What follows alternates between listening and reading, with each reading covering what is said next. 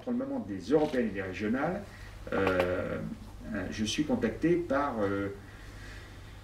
comment il s'appelle, le responsable du laboratoire des idées du PS, Christian Paul, ancien ministre de Jospin et Dom-Tom, et chef du laboratoire des idées, des nouvelles idées du PS. Hein. Et donc, on me demande de venir en tant qu'expert, pas en tant qu'euroécologie, dans le, comment dire, le sérail du Parti socialiste sur le domaine de l'agriculture et de l'eau. Donc je demande à Cécile et à Jean-Vincent, bon, je ne peux pas y aller, là, écoute, pourquoi pas, à tout, tu vois, c'est là que je vais voir mes amis de Veolia en grand nombre. Pour une seule Ferrino, ils sont vraiment en grand nombre. Hein, d'ailleurs, je les vois plus, depuis que je suis réintégré, par avant évidemment, plus rue de Ferrino que chez Veolia. Parce que je suis à un niveau évidemment moindre qu'eux. Hein. C'est assez affligeant. Mais, n'empêche que, comme je les connais, et qu'on est d'un groupe d'une dizaine de personnes, à chaque fois, je les salue en leur disant leur qualité professionnelle. Ce qui fait qu'on les exclut de fait, immédiatement. Donc ça a permis une petite épuration dans le groupe. Et ensuite, à l'issue de ça, on a élaboré une proposition de programme que eux, ils vont accepter ou pas. Sauf que ce qu'on a proposé et qui semble accepter, à peu de choses près, c'est ce que nous, on pense. Mais dans les communes... Ce sera plus simple pour faire un contrat ensemble. Voilà. Sauf que dans les communes qui sont détenues par des responsables socialistes, entre autres, hein, c'est pas que... c'est pas tout à fait pareil. Mais, normal, il y a toujours un décalage entre... bon, on verra. Enfin, en tout cas, il y a une évolution. Alors, revenons au local. Le CEDIF. Donc le CEDIF, 1er janvier 1923. Pourquoi on le crée d'ailleurs, ce syndicat des eaux d'Île-de-France? Paris, donc, est privatisé depuis 1960. Mais tout de suite, ces sociétés, ce contrat va s'arrêter à un certain moment. Et ces sociétés sont un peu exclues donc, de la gestion du Grand Paris, quoi, avant ce qu'on appelle aujourd'hui le Grand Paris. Et ils ont l'idée de dire on va acheter des terrains dans la banlieue, parce que probablement on va créer des usines pour produire de l'eau. On ne passait pas encore à l'assainissement, mais pour produire de l'eau. Et donc ils vont s'installer dans 3 ou 4 villes, Choisy-le-Roi, Méry-sur-Oise, Neuilly-sur-Marne, Noisy-le-Grand, voilà, quelques endroits stratégiques. Et donc en 1900, entre la fin de la Première Guerre et 1923, ça va être des élus, enfin des gens qui viennent de la CGT, qui a été créée quelques années avant, et quelques élus communistes tout récents, puisque le Parti communiste a été créé fin décembre 1920, là on est en 1922. Mais l'histoire des grands syndicats était née un petit peu au début du XXe siècle.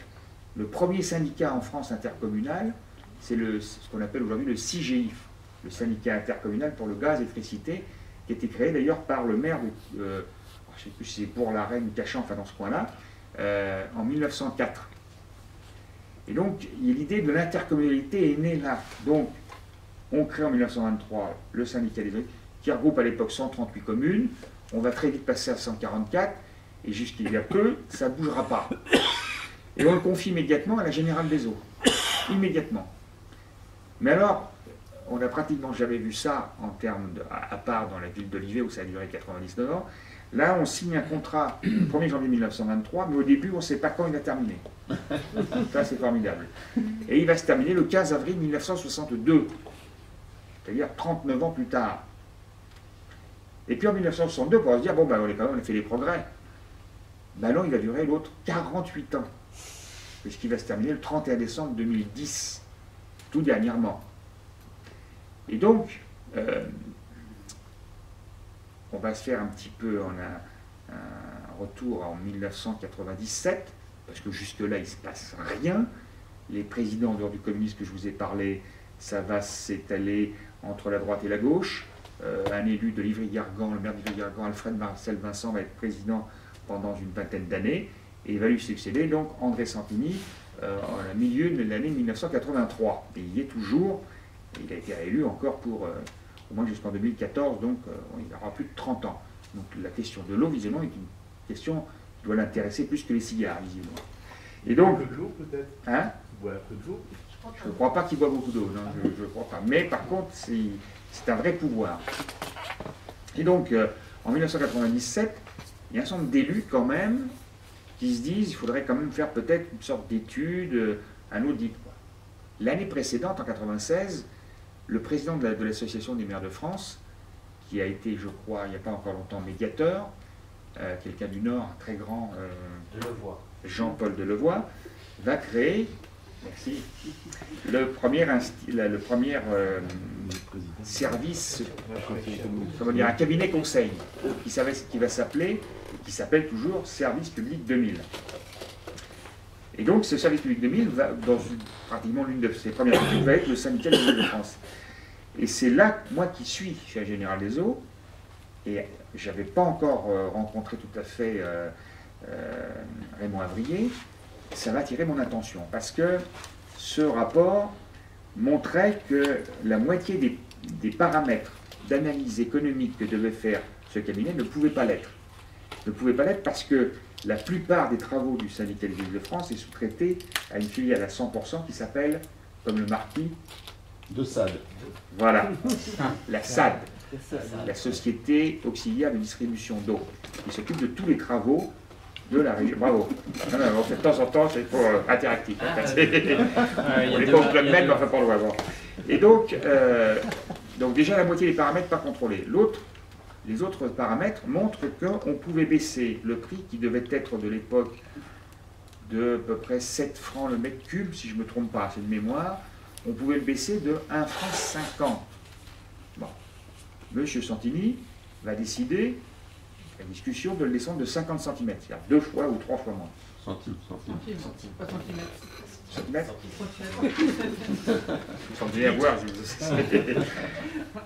Et donc, c'est à partir de là que les chambres régionales des comptes, la Cour des comptes va commencer à s'intéresser. L'UFC Que Choisir fera sa première enquête en 1998 et va amplifier les résultats de l'audit de Service Public 2000, mais qui malheureusement n'a pas été rendu public.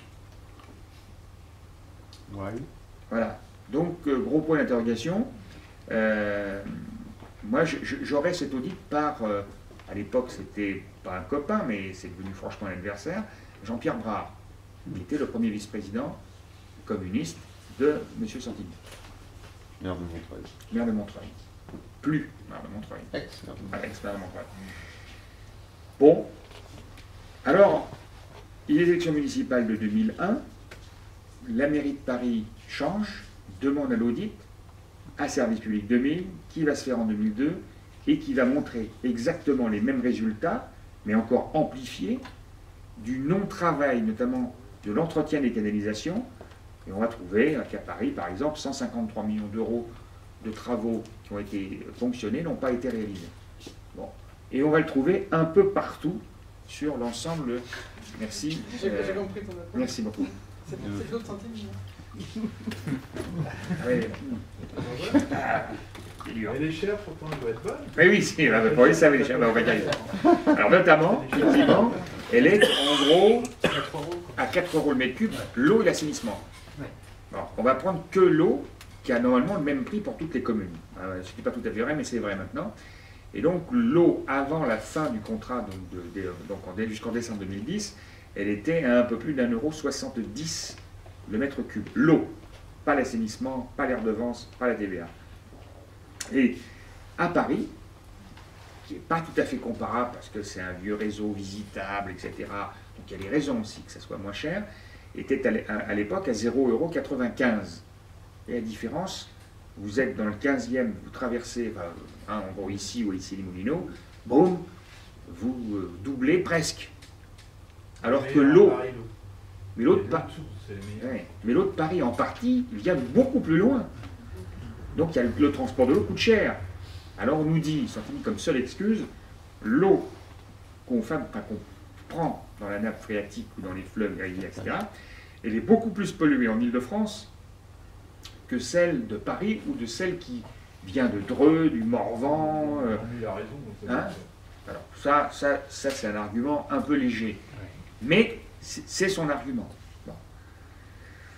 Alors donc, tout ça est mis en lumière et arrivent les élections municipales de 2008 et donc le renouvellement du syndicat des eaux d'Île-de-France. Et là, comme je suis dans le coup, mais on va tout de suite m'écarter, mais ça je vous l'ai dit sur Vissou, mais quand même je vais aider mes camarades qui sont en pointe dans le domaine et qui ne sont pas très nombreux.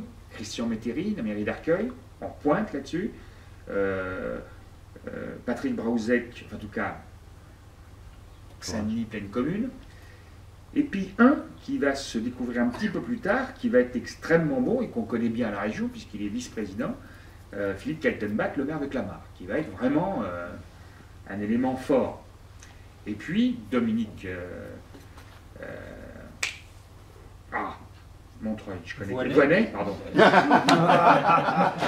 Il connaît mieux Rare que Voinet. Non, c'est pas possible, c'est pas possible. Voilà, c'est ces 4-5 élus qui vont vraiment porter l'affaire avec des associations, etc. Et puis d'autres élus vont venir aussi, mais bon. Et en faisant le calcul, c'était vraiment à 2-3 voix près. Donc on pouvait prendre... au sein du CEDIF. Au sein du CEDIF, on pouvait prendre la présidence. Alors, le CEDIF, 144 maires, un bureau de 12 personnes, Santini et 11 personnes, 6 de droite, 5 de gauche. Dans les 5 de gauche, il y a 2 communistes, 3 socialistes. Les 2 communistes étaient Jean-Pierre Brard et le maire de Choisy-le-Roi, hein, c'est depuis toujours. Voilà, et il se renouvelle très rarement, mais il se renouvelle. C'est le canal historique. Voilà, le canal historique, voilà, exactement. Et les 3 socialistes, alors, l'ensemble des communistes et socialistes, c'est souvent les maires de Choisy-le-Roi, une usine, le maire de Neuilly-sur-Marne, sénateur-maire de Neuilly-sur-Marne, la socialiste, une usine, et le maire de Méry-sur-Oise, socialiste, une usine. Hein, bon. Donc, et alors le maire de Méry-sur-Oise, c'est pas difficile, il s'appelle comme le présentateur du TF1 du 13h, Jean-Pierre Pernaut. Alors, pourquoi je vous parle de le maire, une usine? Parce que l'usine rapporte, quand la taxe professionnelle existait encore, environ 700 000 € à la collectivité. Donc évidemment, ces élus-là n'ont plus beaucoup de conviction de fond, mais c'est la taxe, ça peut rapporter.